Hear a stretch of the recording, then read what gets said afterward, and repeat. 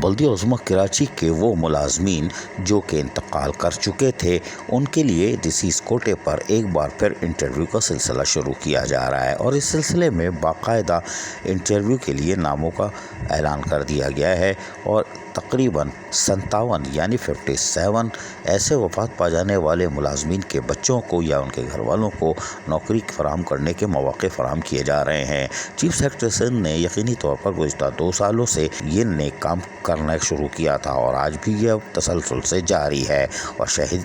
یہی کارنامہ ہے کہ وہ 24 مارچ کو ریٹائر ہونے سے پہلے بہت سارے چولہے جلا کے جائیں گے۔ کوئی بات نہیں، لیکن بلدیہ عظمیٰ کراچی میں ان 57 وفات پا جانے والے ملازمین کے لواحقین کو جہاں نوکری کے مواقع فراہم ہوں گے، ان کے لیے انٹرویو کی تاریخ کا اعلان کر دیا گیا ہے۔ 24 مارچ 2022 کو دوپہر 2 بجے بلدیہ عظمیٰ کراچی آفس میں ان کے انٹرویوز ہوں گے۔ اس میں زیادہ تر وفات پا جانے والے ملازمین کے جہاں نام ہے، ان کے دیگر جن کو نوکری ملے گی، جن کو طلب کیا گیا ہے، ان کے بھی نام ہے، لیکن اس میں زیادہ تر عباسی شہید ہسپتال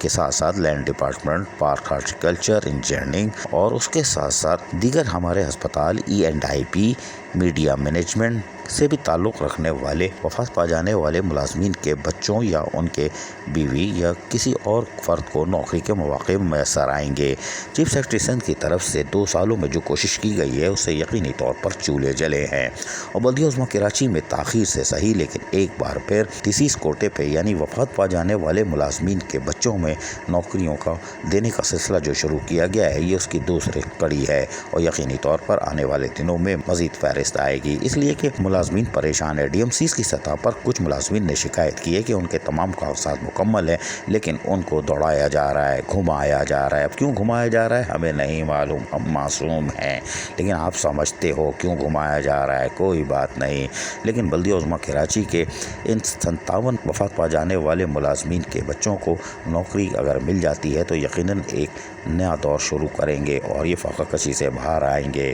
اور یقینی طور پر یہ ایک نیک قدم بھی ہوگا، اور قانونی طور پر ان کا حق بھی ہے۔ عزیز عارف، KBS بلدیاتی نیوز کراچی۔ ایسی ہی خوبصورت ویڈیوز فیوچر میں حاصل کرنے کے لیے ریڈ بٹن پر کلک کر کے اور بیل آئیکن کو پریس کر کے ہم سب کے سبسکرائبر بننا مت بھولیے۔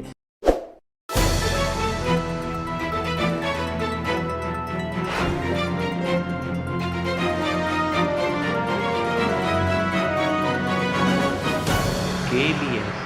بلدیاتی نیوز۔